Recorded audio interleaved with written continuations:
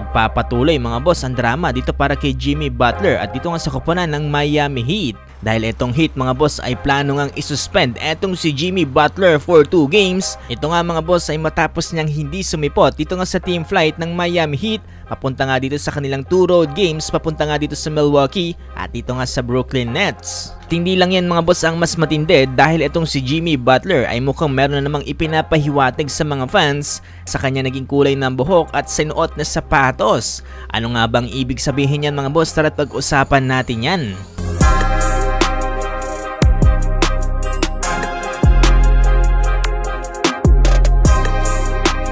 Plano ngayon ng Heat mga boss ay mukhang hindi na isasama sa 2-game road trip dito nga sa magiging laban nila sa Milwaukee Bucks at sa Brooklyn Nets etong si Butler. Sa kabila nga lang din mga boss ng kanya naging 7-game suspension dahil nga sa pagkondak nga ng detrimental sa kanilang team. Dahil hindi nga siya na-attend mga boss sa kanilang mga team practices, hindi rin pumupunta mga boss sa kanilang team flight.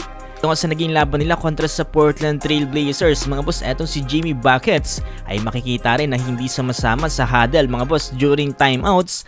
Nasa isang sulok lang mga boss sa tila nga ba talaga parang wala nang pakialam dito nga sa kung anong mangyayari dito sa Miami Heat.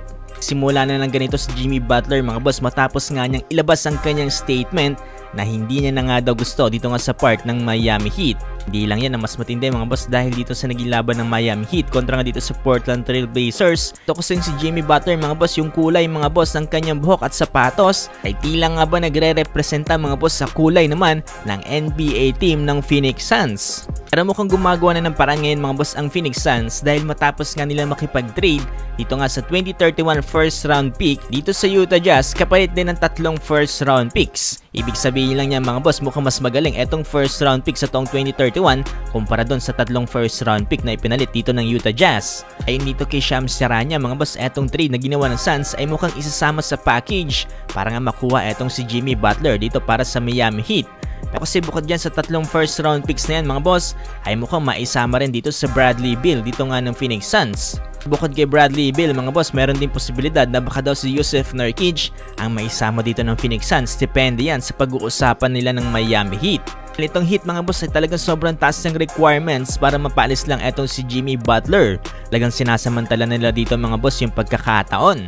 Ngayon mga boss mukhang malaki na talaga ang tsansa na etong si Jimmy Butler ay gustong lumipat mga boss etong kasama sila Devin Booker at Kevin Durant. Parang formality nilang mga boss yung inihintay natin dito. For sure mga boss ang announcement na ito ay hindi na tatagal dahil malapit na rin matapos ang NBA trade deadline. Itong si Jimmy Butler mga boss na talagang pinaparamdam niya sa Miami Heat.